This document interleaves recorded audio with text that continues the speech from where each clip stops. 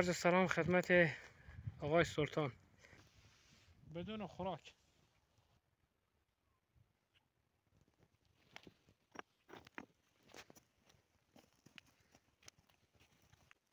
نقطه هدف ما تقریبا 1 متر پایین تر از این چنار قدیمیه که الان 20 ساله که قطعش کردم.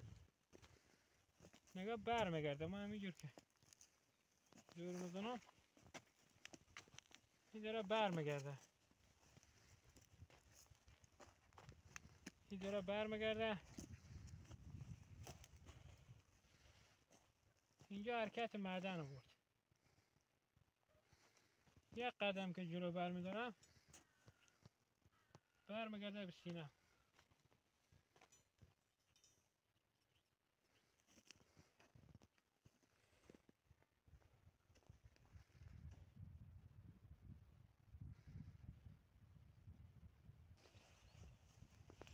یه عمقم بزنیم حالا ببینیم چی میشه. یک عمق بزنیم. 1 متر نیست.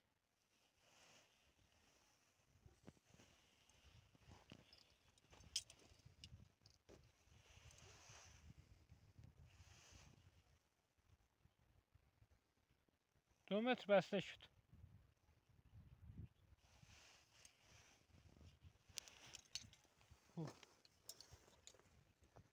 اینجا هم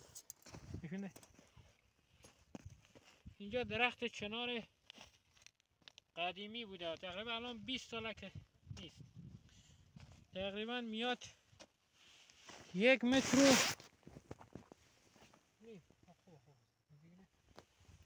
1 متر و نیم. با هدف ما که اینجا حرکت معدن آورد قیچی کرد. روبرو نشون ده، روبرو طرف ما بگه.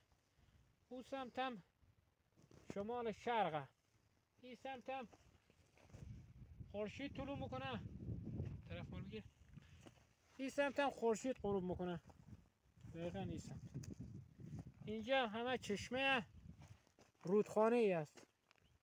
این تپه روبرو هم که از اونجا برامون تونل نشون داد و بغل اون تپه هم یک حرکت معدن برامون آورد.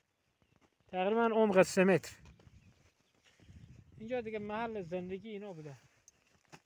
چشمه دامنه کوه که از اینجا ادامه دارد میره به سمت روستا.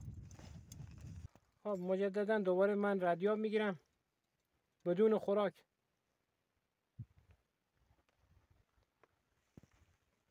الان بدون خوراک قیچی کرد، حرکت معدن آورد. الان این خوراک طلا تو دستمه سمت راست. مجددا بسته شد. یه خورده که میرم جلو بر میگرده.